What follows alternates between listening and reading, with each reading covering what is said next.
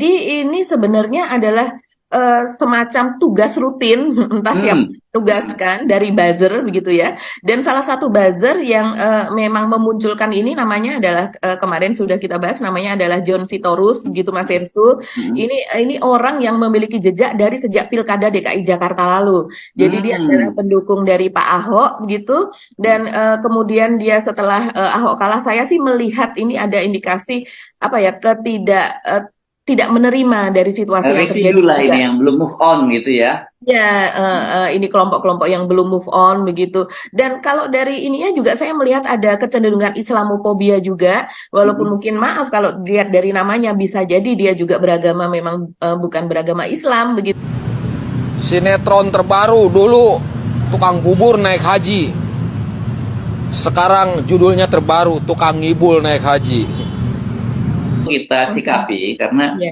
saya kira ini situasi menyedihkan, apalagi kalau Hmm. satu tadi menyangkut orang sedang melaksanakan haji, kemudian bahkan di Hmm. sana Pak Ganjar Pranowo bertemu dengan Pak Anies Baswedan, foto-foto Hmm. senyum, mereka memang sahabat lama karena sama-sama alumni UGM begitu. Hmm. Dan, malah sekarang justru di kalangan buzzernya yang mempersoalkan ini dan membuat Ya. berita-berita yang sebenarnya yang hoax itu mereka kan sebenarnya. Kalau dari Hmm. fakta-fakta yang kita telusuri akhirnya kita tahu bahwa Pak Ganjar maupun Pak Anies Baswedan ini sama-sama diundang oleh kerajaan Saudi ya.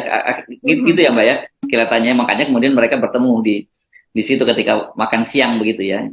Kalau Pak Anies memang dia pada wawancara dengan media begitu mengatakan bahwa dia adalah undangan dari Raja Salman gitu yaitu Mm-mm. Raja Saudi. Mm-mm. Dan Pak Anies ini kemudian mengungkapkan bahwa dia diundang untuk tahun ini. Kita tahu pada tahun 2017 saya tidak tahu sepertinya bukan haji sih ya kalau tahun 2017 dulu yang dimana dia makan bersama dengan keluarga kerajaan dalam suasana yang intim di meja besar apa dan sebagainya memang terlihat akrab begitu ya. Mungkin karena ya bisa jadi karena kemampuan dia dalam berbahasa Inggris dan bahasa Arab dan sebagainya. Kita melihatnya sih seperti itu karena percakapannya bukan percakapan resmi tapi betul-betul percakapan yang seperti keluarga. Jadi saya rasa memang ada kedekatan secara pribadi sih dengan keluarga kerajaan di sana.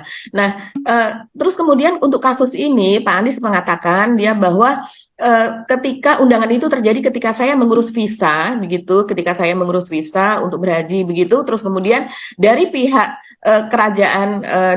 kerajaan sendiri yang kemudian melihat dan mengundang Pak Anies begitu. Jadi serta merta Oh. kemudian mengundang Pak Anies untuk sebagai undangan haji ke sana. Jadi seperti itu. Seperti kita tahu kan yang namanya raja, ini dugaan saya Mas Hersu ya, memiliki hak prerogatif. Misalnya setiap tahun dia memberikan undangan begitu Oh ya memberikan kalau itu ya. Kalau itu kepada seluruh pernah dunia ada. kan. Kalau itu kan fakta begitu ya bahwa memberikan undangan seluruh dunia sampai 1.000 atau 1.500 begitu yang dibagi-bagi. Dan kebetulan pada tahun ini Indonesia memperoleh jatah 50 undangan tersebut. Mm-mm. Tapi secara pribadi raja juga bisa mengundang yang lainnya kalau seandainya dia mau Mm. kan itu negaranya dia Ya. memiliki wewenang itu begitu dia bisa menambah bahkan dan undangan-undangan itu apalagi sekelas Anies